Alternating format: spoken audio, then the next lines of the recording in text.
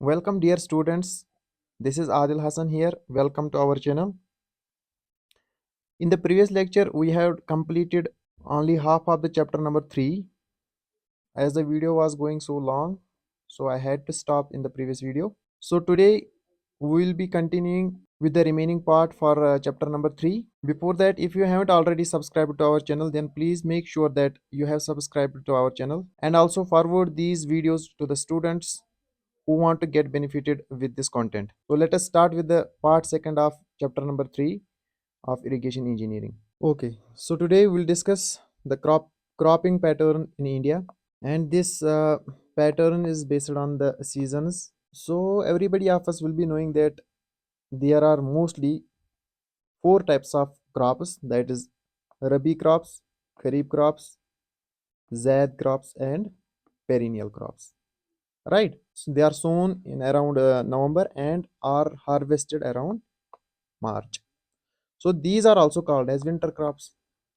Okay. Now what are kharif crops? Kharif crops which are continuing from July to October.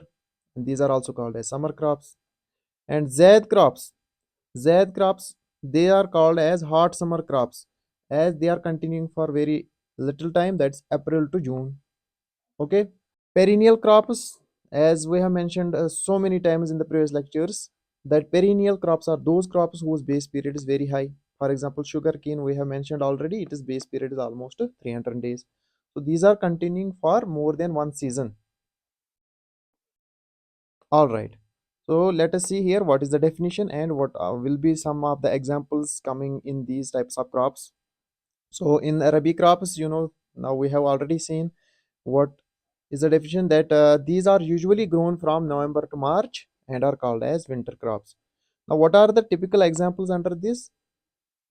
We have wheat. We know wheat. It is a Rabi crop. Grams, then pulses. All right.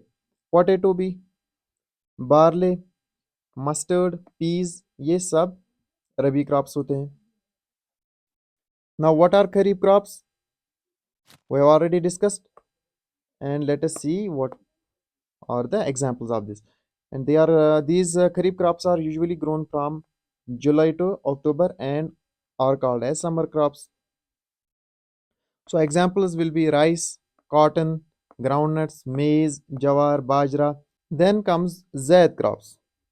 Zaid crops, these are usually grown from April to June, right, and are called as hot summer crops.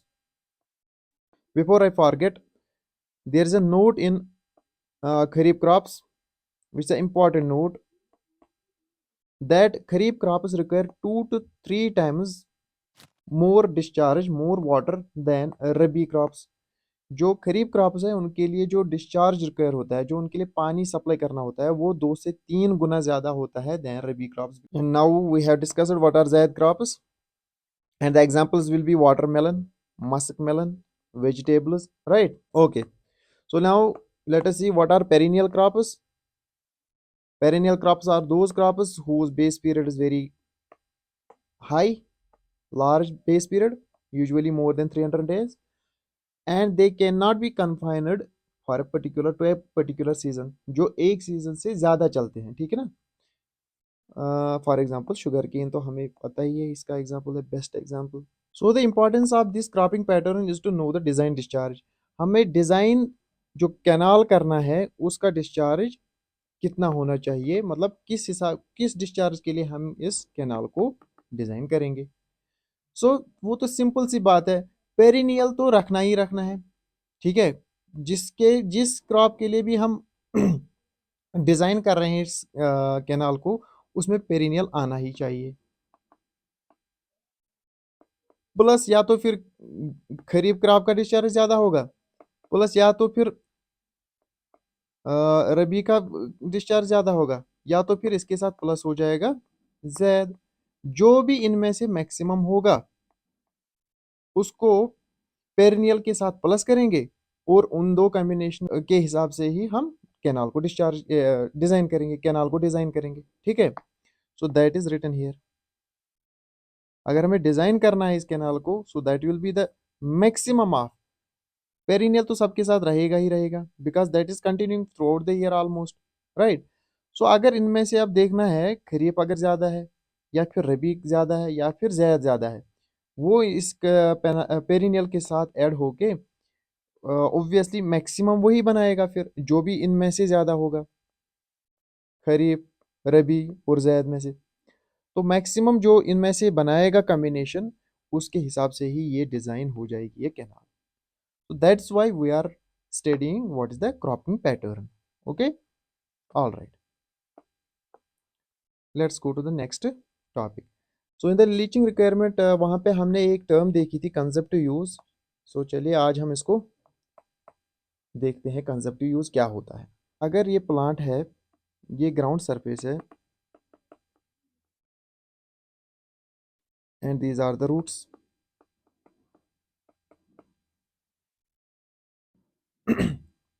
तो हमें क्या होता है यहाँ पे, कुछ पानी in leaves से ट्रांसपायर कर जाता है, ठीक है, ट्रांसपायरेशन करता है, और कुछ पानी यहाँ से इवापरेट कर जाता है ज़मीन से, ठीक है। और कुछ पानी मेटाबॉलिज्म के लिए इस्तेमाल होता है, जिससे जो ये प्लांट है अपनी ग्रोथ करता है, नई नई सेल बनाता है, ठीक है। तो जो ये पानी का इस्तेमाल होता है, कुछ इवापरेशन में चला जाता है, कुछ ट्रांसपायरेट कर जाता है, और कुछ मेटाबॉलिज्म के लिए इस्तेमाल होता है, तो सारे को इकट्ठे में बोलते हैं कंजप्टिव यूज। ऑल राइट, तो इसको हम कंजप्टिव यूज बोलते हैं। So we can say that consumptive use, which is represented by Cu, it is equal to evapotranspiration. Now why only evapotranspiration? That means evaporation plus transpiration, right? Why only this? Because for building up of new cells a little amount of water is required, very little, so we can neglect it. So we generally represent that consumptive use will be equal to evapotranspiration only. Okay, all right. So consumptive use for a particular crop is defined as the total amount of water used by the crop in its metabolism, that is building up of new cells, transpiration from the crop, and usual evaporation from the surfaces in any specified time. Alright, since water consumed in metabolic activities is negligible in comparison to evaporation and transpiration, so therefore consumptive use is directly taken equal to evapotranspiration. Alright. Now here one note is there. The value of consumptive use can be different for different crops. Obviously, for different crop, the consumptive use can be different. So there can be transpiration more in some crops. In some crops, it will be less. So it may vary for different crops. The consumptive use may vary, and it can be different for the same crop at the different places and at different times. So एक ही crop के लिए भी ये change हो सकता है, ठीक है ना। बिकॉज अगर देखेंगे कहीं पे टेम्परेचर ज़्यादा होता है, कहीं टेम्परेचर कम होता है, तो उसकी वजह से भी इवापरेशन वगैरह तो कम हो सकती है या ज़्यादा हो सकती है, तो उस हिसाब से कंजप्टिव यूज भी कम या ज़्यादा हो सकता है। तो it varies with different crops and also place to place and at different times. All right, now irrigation requirements. This is the most important, right?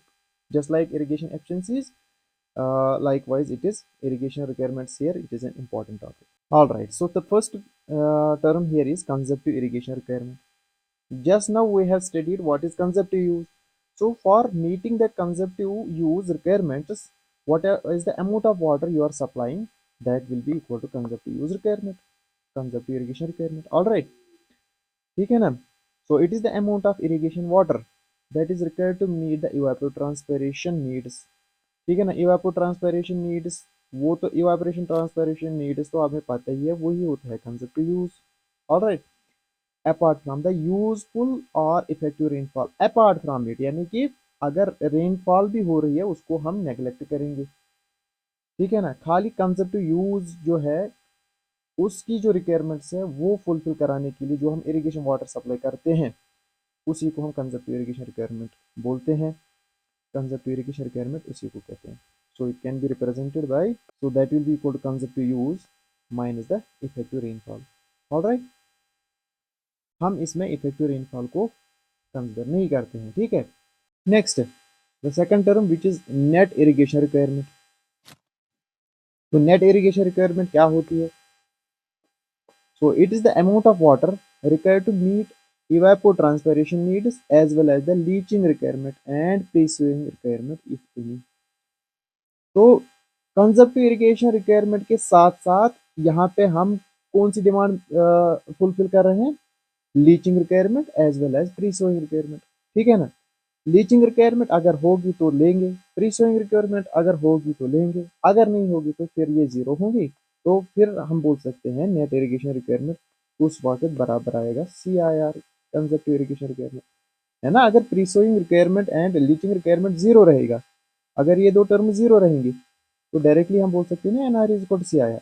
So then we can say that net irrigation requirement is equal to CIR plus, that is conservative irrigation requirement, leaching requirement and pre-sowing requirement. And what is pre-sowing requirement? Pre-sowing requirement होता है जब भी हमें मतलब पहले field को थोड़ा सा मॉइस्चर बढ़ाना होता है, पहले ही थोड़ी सी इरिगेशन करते हैं ताकि उसमें मॉइस्चर बना रहे। बिकॉज कभी कभी क्या होता है, पहले से सॉइल ड्राई होती है तो उससे पहले हम कुछ पानी सप्लाई करते हैं, उसको प्री सोइंग रिक्वायरमेंट कहते हैं। तो प्री सोइंग रिक्वायरमेंट कभी हो सकती है, कभी नहीं हो सकती है, because always the soil before sowing of seeds will not be dry, है ना। सो कभी तो ये जीरो भी हो सकती है। देन लीचिंग रिक्वायरमेंट तो हमने ऑलरेडी डिस्कस किया है। All right, so this is the net irrigation requirement equation. Now third term, field irrigation requirement. It is the amount of water required to meet the net irrigation requirement. Net irrigation requirement में हमें पता है क्या क्या आता है, अभी just ना हमने डिस्कस किया। नेट इरिगेशन रिक्वायरमेंट हमें आता है CIR plus leaching requirement plus PSR, that is pre sowing requirement. So ये तीनों हम मीट करा रहे हैं किससे? फील्ड इरिगेशन रिक्वायरमेंट से, और उसके साथ में as well as the amount of water lost as surface run off and through deep percolation. So in field irrigation requirement along with this net irrigation requirement we are fulfilling the demand for surface runoff as well as deep percolation. And surface runoff and deep percolation we have already discussed in the previous part. So we can say that field irrigation requirement it is equal to net irrigation requirement plus the field losses. तो field losses क्या क्या है? एक तो run of है और दूसरा है deep percolation. And field losses जब हम कंसिडर करते थे इरिगेशन एफिशिएंसीज में, तो तब हम क्या बोलते थे उस एफिशिएंसी को? उसको हम बोलते थे application efficiency. So this field losses, this will be given as in terms of application efficiency, and then we can rearrange this equation as we can write this field irrigation requirement it is equal to net irrigation requirement divided by eta A.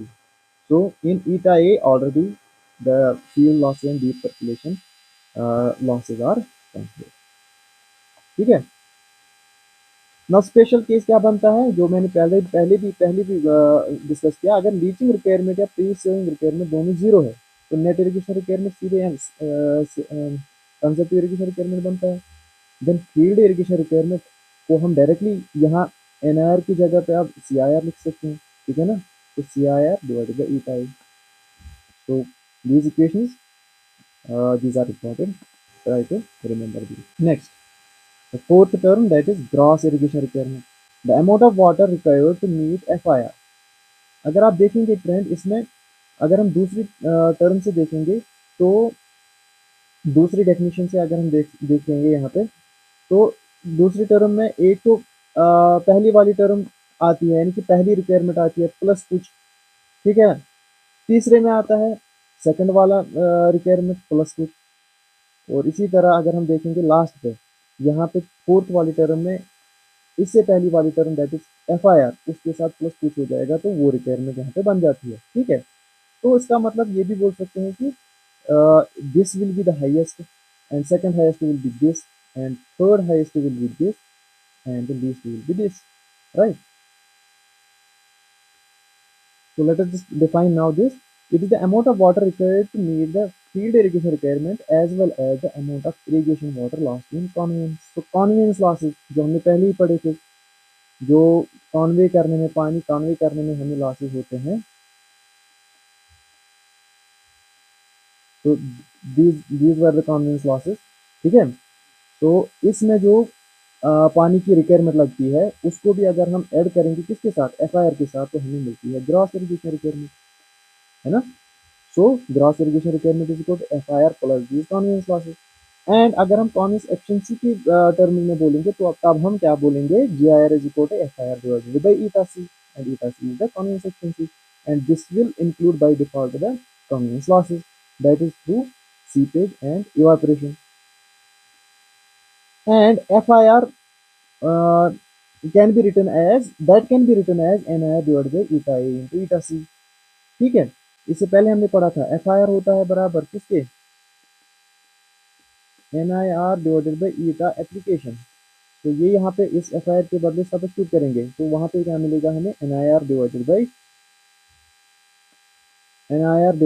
ईटा ए, और already divide में multiply है ईटा सी, ठीक है ना। तो हमें ये वाली इक्वेशन मिलती है। नाउ ओवरऑल एफिशिएंसी क्या होती है, ये होती है application efficiency multiply by conveyance efficiency.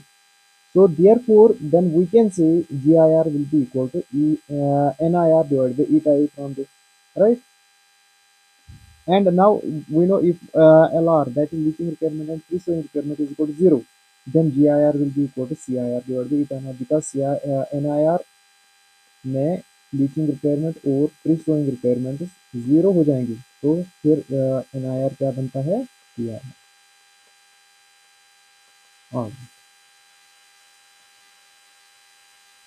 so if we have to give the order for this, then we say that the highest, as I already mentioned, that the highest requirement will be as per GIR, and then will be the second highest FIR, that is field irrigation requirement, then NIR, then CIR, and schematically we can show it like this,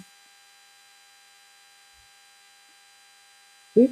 तो सबसे ज़्यादा GIR, फिर उसमें कुछ conveyance losses हो जाती है तो बन जाता है FIR, फिर उसमें कुछ फील्ड लॉसेस हो जाती है तो उसमें बन जाता है NIR, तो फिर कुछ लीचिंग रिक्वायरमेंट हो सकती है, फिर से रिक्वायरमेंट होती है हो सकती है, तो बन जाता है CIR। तो आई होप कि आपको ये अच्छे से समझ आया होगा, and remember this order because this has been asked multiple times. And now let us discuss the methods to determine consumptive use. अब कंसेप्टिव यूज हम कैसे फाइंड आउट करते हैं, ठीक है। दैट इज कंसेप्टिव यूज क्या होता है, इवापो ट्रांसफॉर्मेशन, इवापो ट्रांसफॉर्मेशन, सही। तो उसको कैसे हम कैलकुलेट करते हैं, दो तरीके के मेथड्स होते हैं, एक फील्ड मेथड जिसमें हम फील्ड में जाके एक्सपेरिमेंट्स करते हैं, एंड देन होते हैं एम्पिरिकल मेथड जो डायरेक्टली एम्पिरिकल इक्वेशन मिलती है हमें, ठीक है। तो फील्ड मेथड्स में आता है पहला टैंक और लाइसिमीटर मेथड, दूसरा आता है soil moisture studies on plots, तीसरा आता है field experimental plots, inflow and outflow studies, and next integration method. And इसी तरह एम्पिरिकल मेथड्स में आता है blaney criddle method, important one, Hargreaves class A pan evaporation method, ये भी इंपॉर्टेंट है, मॉडिफाइड पेनमैन मेथड, देन ये हमें इतना ज़्यादा डिस्कस नहीं कर रहे हैं, कुछ मेथड्स हम इसमें डिस्कस करेंगे which are important. Alright, so here are the field methods. The first field method is that is tank or lysimeter method, ठीक।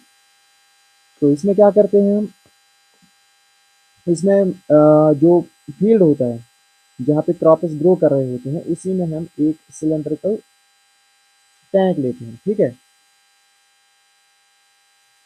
सिलेंड्रिकल कंटेनर होता है जिसका जो बॉटम है वो पोर्स होता है ताकि पानी उसे इजीली हम एक्सट्रैक्ट कर सके, जो पानी है वो उससे बाहर निकल सके।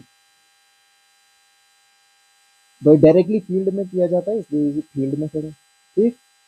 तो इसमें क्या करते हैं हम, जहाँ पे हम इसको इंस्टॉल करते हैं फील्ड में, वहाँ पे क्रॉप्स ऑलरेडी ग्रो कर रहे होते हैं, तो जहाँ पे हमने ये सिलिंड्रिकल टैंक इंस्टॉल किया है वहाँ पे हम एक्सेस चार्ज इसमें अप्लाई करते हैं, ठीक। जब हम पानी बहुत सारा इसमें अप्लाई करते हैं तो कुछ पानी इस रूट जोन में स्टोर हो जाता है और कुछ पानी नीचे यहाँ से इस पोरस बॉटम से सीप कर जाता है और यहाँ पे पाइप्स लगी होती है जिसमें सामने एक मोटर लगी होती है और फिर यहाँ पे एक मेजरिंग टैंक भी हम इंस्टॉल करते हैं जिसमें ये पानी जो यहाँ से सीप करता है वो इसमें हम मेजर करते हैं ठीक alright so lysimeters are cylindrical containers having porous bottom or that are installed directly in the field excess water is applied and allowed to drain through the bottom ठीक and collected in a measuring tank concept use is obtained by calculating the difference between the water applied and the water collected जितना आपने पानी यहाँ पे supply किया और जितना हमें यहाँ पे वापस मिला after going through this cylindrical tank तो इन दो का अगर हम माइनस करेंगे तो हमें मिल जाता है कंजप्टिव यूज तो वही तो पानी है जो खर्च हो गया है कहीं पे वो रूट जोन में as a for metabolism and कुछ इवापोरेशन के लिए चला गया और कुछ पानी ट्रांसपिरेट कर गया तो जो इनकी डिफरेंस आएगी वही तो हमें मिल जाती है कंजप्टिव यूज तो जनरली ये 5 डेज के लिए किया जाता है ये टेस्ट तो इसमें हम 5 कंजिक्यूटिव डेज के लिए जब निकालते हैं कंजप्टिव फिर उसका एवरेज लेते हैं वो मिलता है हमें कंजप्टिव एवरेज ठीक तो ऐसे करते हैं सपोज हमने इस डे पे हमने एक्सेस डिस्चार्ज अप्लाई किया and that volume supplied that discharge supplied was suppose volume was given as 50 litres excess यहाँ से हमने दे दिया 50 litre suppose and the volume of water obtained as gravity water was 35 litre तो gravity water जो यहाँ से सीप कर गया फिर हमने यहाँ पे मोटर की मदद से इसको यहाँ पे मेजरिंग टैंक में कलेक्ट किया सपोज इसमें हमें 35 लीटर पानी आ गया then the volume of water consumed in one day will be 50 जो हमने सप्लाई किया माइनस जो हमें मेजरिंग टैंक में मिल गया तो कितना मिला इन दो का डिफरेंस तो that will be equal to 15 litre so 15 litre is the consumptive now ये लीटर में है इसको हमें डेप्थ में कन्वर्ट करना है इसको डिवाइडेड बाय एरिया करेंगे तो हमें मिलेगा मीटर या जो भी यूनिट हम फिर लेंगे यानी कि हमें फिर डेप्थ में मिलेगा तो depth consumed in one day will be equal to suppose litre को हम मीटर क्यूब में कन्वर्ट करते हैं इंटू 10⁻³ मीटर क्यूब हम डिवाइड करेंगे इस सारे को सरफेस एरिया से तो हमें कुछ मीटर में मिलेगा तो depth that will be consumptive alright now is the soil moisture studies on plots next method field method है ये भी तो यहाँ पे हम क्या करते हैं ये जो रूट जोन है प्लांट का इसमें हम कंजिक्यूटिव दो कंजिक्यूटिव डेज में इसमें कंजप्टिव यूज चेक करते हैं ठीक है and between those two consecutive days we are not doing any irrigation suppose day 1 में हमने एक यहाँ से सैंपल ले लिया उसका वाटर कंटेंट एवरेज निकाला वो इतना आ गया एंड डे 2 में इसका सैंपल ले लिया और उसका वाटर कंटेंट निकाला सपोज वो 22.7% आ गया तो उस कंजप्टिव यूज को फिर इस वाटर कंटेंट को हम रिलेट कर सकते हैं that we have already studied in terms of the depth required and that depth required we consider it as consumptive use that is in दो वाटर कंटेंट को हम यहाँ पे इक्वेशन में यूज करेंगे that is gamma D by gamma W into D into W average 1 minus W average 2 and then for some long period suppose 120 days का base period है suppose in that suppose बीच बीच में कहीं पे हम कंजिक्यूटिव डेज पे ये टेस्ट कर रहे थे तो उनका एवरेज ले लेंगे थ्रू द बेस पीरियड ठीक that is give this consumptive so in this method large number of soil samples are taken randomly from different depths in the root zone at regular intervals moisture content of these soil samples are found out by own drying method these moisture contents are then related with the depths to determine the conjecture of the crop precaution irrigation should not be done between these two consecutive irrigations जो हमने already discuss किया था all right so next is the inflow and outflow study this is also field method so this is simple equation that we know all we know that when there is a change in storage that will be equal to inflow minus outflow अगर ये field है ये inflow यहाँ से आ रहा है ठीक है और कुछ आउटफ्लो कर जा रहा है तो यहाँ पे जो स्टोर हो रहा है पानी वो इस इनफ्लो माइनस आउटफ्लो का डिफरेंस है So delta S is equal to inflow minus outflow, and these are the terms, right? So simple, this is, इसमें कुछ ज़्यादा खास नहीं है। Next we will go for empirical method. ठीक है, तो इसमें सबसे पहला जो है Blaney-Criddle method, that is very important and it is also recommended by IARI। ठीक, तो ये क्या कैलकुलेट करता है, ये कैलकुलेट करता है कंजप्टिव यूज बट मंथली। ठीक है, तो ये चीज ध्यान रखना है हमें, जब भी एम्पेरिकल इक्वेशंस होती है इनमें यूनिट्स का खास ख्याल रखना होता है। यहाँ पे मेंशन किया हुआ है कि ये मंथ्स में दे रहा है evapotranspiration, so that means necessarily this equation will follow only monthly conservative use.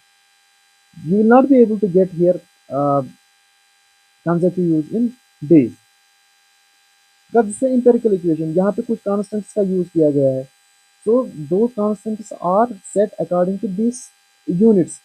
तो मतलब अगर ये कांस्टेंट दिए गए हैं इनमें, तो इस हिसाब से ये कंजर्वेटिव यूज मंथली ही देगा, डेज में नहीं देगा ये। And then we can later on calculate, we can later on convert it, but in this equation it will directly give in terms of the monthly evapotranspiration, that is conservative use, right? So the conservative use as per Blaney-Criddle method is, it is equal to Kp divided by 40 into 1.8 times P plus 32. So let us see what each term represents here. So Cu, we know it is a conservative use, that will be in centimeters, but that too it will give in monthly basis. K is the crop factor, ठीक है, and it depends upon the type of crop obviously. T is the mean monthly temperature, monthly temperature का mean लिया गया होता है, वही हम यहाँ पे T यहाँ पे शो कर रहे हैं। T small p is the percentage of annual sunshine hours in the month। ठीक है, तो वो क्या होता है in percentage, and let us see what is it. Suppose इस ईयर में टोटल सनशाइन आवर्स 3000 आवर्स आ गए हैं, ये टोटल है फॉर 1 ईयर। ये जो 3000 आवर्स है ये 1 ईयर के लिए है। ठीक है, बट अक्टूबर सपोज हम मंथ ले रहे हैं, इसमें 150 आवर्स ही आते हैं, तो इन दो का रेशो अगर हम करेंगे 150 hours divided by total 3000 hours multiply करेंगे 100, तो हमें मिलेगा this P, that is percentage of annual sunshine hours in the month. तो यहाँ पे 5% मिल गया। All right, this is the important equation. C is equal to Kp upon 40 into 1.8 plus 32. Remember this equation. Next, Hargreaves class A pan evaporation method, also called as the ice pan. तो इसके dimension जो है ये आप याद रखेंगे। इसका जो डायमीटर होता है वो होता है 120.7 centimetre, and it is height is 25 centimeters, in which only 20 centimeter is filled with water।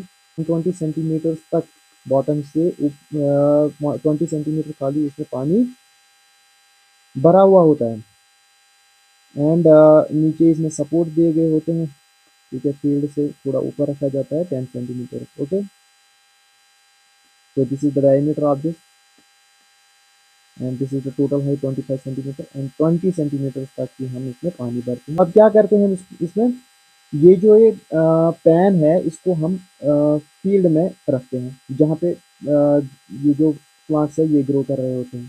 ठीक, तो सनलाइट की वजह से यहाँ से इस पानी पे ये सनलाइट पड़ती है, तो इससे कुछ इवापोरेशन हो जाती है और यहाँ से भी कुछ इवापोरेशन हो जाती है। जो यहाँ से इवापोरेशन हो जाती है उसी को हम रिलेट करके कंजप्टिव यूज बताते हैं, because this is installed in field. So इन पे और इस पैन पे एक ही असर है इस टाइम पे सनलाइट का, सो it can be related better. Therefore, conservative use can be related as it is Cu or evapotranspiration. It is equal to K times EP. EP is the evaporation from the pan in mm or centimeter, whatever the unit will be. So K is the crop factor. उसको कभी कभी बोलते हैं हम conservative use coefficient भी। तो EP is the pan evaporation. ठीक है, तो ये भी एक एम्पिरिकल इक्वेशन बन जाती है। You need to remember this. इस पे भी कुछ क्वेश्चंस आए हैं आज तक। So it is concept to use from this method will be equal to Q times E. Everything will be given to you. K भी आपको दिया गया होगा, EP भी दिया गया होगा, बस आपको concept to use कैलकुलेट करना है, मल्टीप्लाई करना है। नोट हियर क्या है, crop quotient is also sometimes called as concept to use quotient, and class A PAM is also recommended by US Weather Bureau. And average consumptive use तो हमें पता ही है, इसको क्रॉप पीरियड से डिवाइड करेंगे simply. The next topic is duty at various लोग। तो diversion scheme हमें पता है ऐसा होता है कि एक रिवर जा रहा होता है, दैट द मेन सोर्स, और यहाँ पे हम कैनाल हेडवर्क्स बनाते हैं जहाँ से पानी थोड़ा अपनी हाइट रेज कर जाता है, यानी कि हम एक बैरियर लगाते हैं इस पानी को ताकि ये पानी यहाँ से इन कैनाल्स में आए। ठीक, तो सामने लगी होती है एक मेन कैनाल, फिर उससे जो शाखें निकलती हैं उनको बोलते हैं मेजर डिस्ट्रीब्यूटरी, फिर उससे निकलती है माइनर डिस्ट्रीब्यूटरी, फिर उससे निकलती हैं लेटरल्स, आप लेटरल्स निकलते हैं, और उससे फिर जब फील्ड में जाती है एक चैनल उसको बोलते हैं फील्ड चैनल। ये फील्ड है तो ये जो है ये फील्ड चैनल है। ऑलराइट, और water course. Now let us define here some points. Suppose this is point number 1 and this is point number 2 and this is point number 3 and this is point number 4।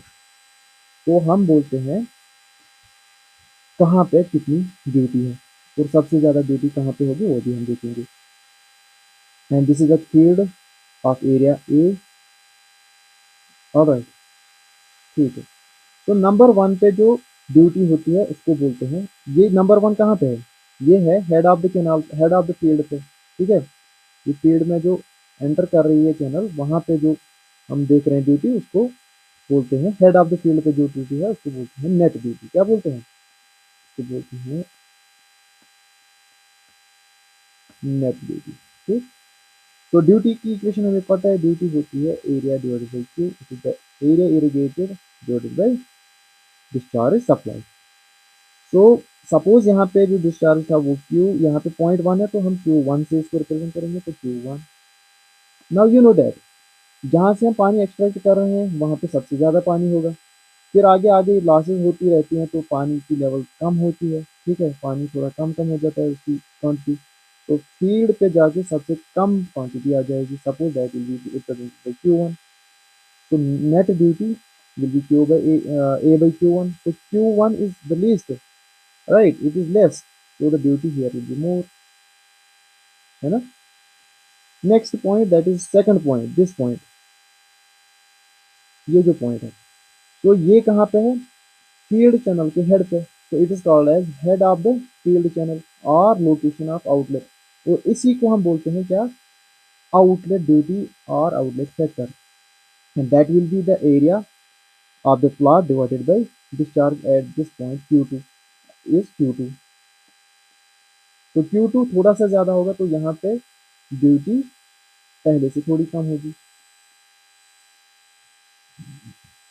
किसी भी intermediate point पे, suppose यहाँ पे third point हमने यहाँ पे लिया है, उसको बोलेंगे lateral duty, and lateral duty is equal to A divided by Q3।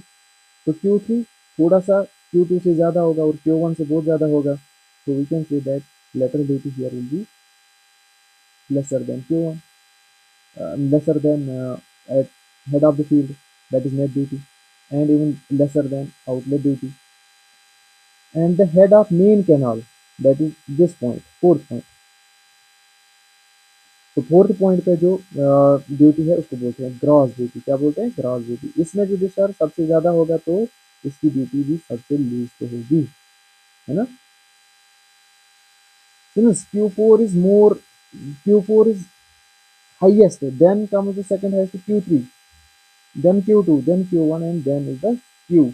Q हम बोलते हैं जो फील्ड में है, ठीक है, जहाँ पे फील्ड है, ये फील्ड पे जो डिस्चार्ज है वो Q है। ठीक, तो सबसे ज्यादा अब ड्यूटी कहाँ पे होगी, जहाँ पे सबसे कम डिस्चार्ज होगा, because duty and discharge are inversely proportional, तो the duty will be highest है कहाँ पे, फील्ड, ये इंपॉर्टेंट ऑब्जेक्टिव बन रहा है। तो duty at various location change as the discharge available changes है ना। Duty at the head of the field is called as net duty, head of the field को नेट ड्यूटी बोलते हैं। At the head of field channel और water course को बोलते हैं outlet duty या outlet sector. Duty at the head of main canal उसको बोलते हैं gross duty, and any intermediate point पे उसको बोलते हैं lateral duty. Here are some terminologies, one two terminologies we'll see here. Crop ratio, it is the ratio between kharif season में culturable commanded area का कितना एरिया कल्टीवेशन में है, divided by rabi season में कितना एरिया सीसीए का cultivation में है। ठीक है, तो area of CCA under cultivation in kharif season divided by area of CCA under cultivation in rabi season, and generally it is 1:2। ठीक है, ये रेशियो 1:2 जनरली होता है। Next is crop rotation. Crop rotation क्या होती है, the same crop is grown again and again. अगर एक ही क्रॉप हम, अगर फील्ड एक ही है, ठीक है, उसमें हम एक ही क्रॉप बार बार ग्रो कर रहे हैं, the soil becomes deficient in the desired nutrient. Because एक ही क्रॉप हम इसमें सो कर रहे हैं, तो उससे क्या होगा, ये सारे जो न्यूट्रिएंट्स को खत्म कर जाएगा।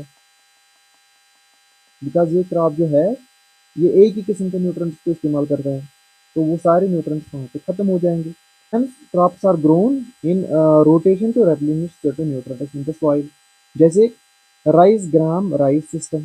ठीक है, इससे क्या होता है, अगर एक फील्ड में एक बार एक साल में ये क्रॉप सपोज राइस कल्टीवेट किया हमने, तो नेक्स्ट साल हम इसमें ग्राम करेंगे कल्टीवेट, या तो ऐसे बोल सकते हैं एक सीजन में राइस दूसरे सीजन में ग्राम। ठीक है, तो इससे क्या होता है, जो हमारे जमीन में जो न्यूट्रिएंट्स होते हैं वो रेप्लेनिश हो जाते हैं। Next, cash crops. Cash crops, you all will be knowing that what are the cash crops। तो कैश क्रॉप्स आप सबको ही पता होंगे। Some crops have higher post processing value and thus they can be sold in the market for large profit। Process कैसे, ऐसे ऐसे कुछ होते हैं कुछ क्रॉप्स जिनको हम प्रोसेस करके ज़्यादा मुनाफा मार्केट में कमा सकते हैं, तो उनको हम बेचते हैं मार्केट में आफ्टर प्रोसेसिंग, जिससे हमें अच्छा खासा मुनाफा हो जाता है, तो उससे हम बोलते हैं कैश क्रॉप। सपोज अगर हम शुगर केन की बात करेंगे, राइट, कॉर्न की बात करते हैं, कॉटन है, टी है, टोबैको है, इनका पोस्ट प्रोसेस्ड वैल्यू बहुत ज़्यादा होता है। And here are two more terms, capacity factor and time factor. तो the capacity factor, what is capacity factor? The canal has to carry sufficient discharge during peak period, but for the base period it may not run the peak discharge। अगर कोई canal है, अगर peak time पे suppose इसको, peak time पे इसको suppose यहाँ तक पूरा पानी रन करना होता है, कैरी करना होता है, ठीक है, तो वो पीक टाइम पे खाली हो, मतलब उसको ये ज़रूरत होती है। बट हमेशा तो नहीं, पीक टाइम ख़त्म हो गया तो आप उसको यहीं तक खाली डिस्चार्ज कैरी करना होता है। तो थ्रू द बेस पीरियड ये पूरा, जो ये पूरी डेप्थ तक कैरी नहीं करता है, तो इसी का रेशो अगर हम निकालेंगे वो कैपेसिटी फैक्टर होता है। तो it is the capacity factor is the ratio of average discharge. Average discharge होता है जो बेस पीरियड में डिस्चार्ज हम सप्लाई करते हैं टाइम टू टाइम, उसका एवरेज लेंगे, to the peak discharge. Peak discharge वो होता है जब सबसे ज़्यादा रिक्वायरमेंट होती है प्लांट को पानी की, during the base period, that's called as capacity factor. so it is Q average divided by Q peak is equal to capacity factor. Remember this. Next, time factor। Time factor होता है the supply is closed at regular intervals for some duration to reduce losses due to seepage and evaporation।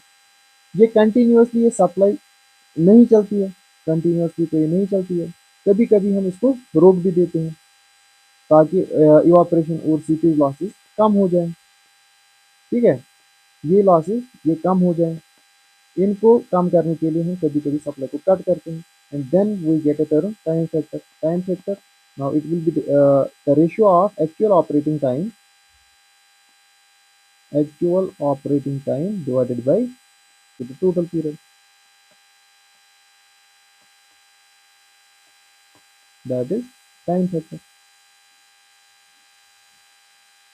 Alright, तो यहाँ पे और एक equation है जो यहाँ पे मेंशन नहीं की हुई है, वो मैं आपको यहाँ पे लिख के देता हूँ,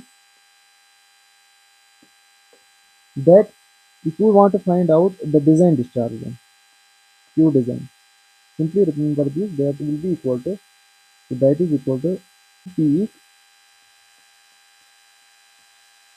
डिवाइडेड बाई टाइम फैक्टर, ठीक है। और इसी को हम ऐसे भी लिखते हैं, Q average divided by crop factor multiply by time factor, ठीक है। तो ये और एक इक्वेशन यहाँ पे है जिसको आप याद रखेंगे। So that is all in this session. So in this way we have completed chapter 3 also of irrigation engineering. Thank you so much for watching. If you enjoyed this session, then please don't forget to hit the like button and also share these videos with the students who are in the need of this content. I'll see you in the next one.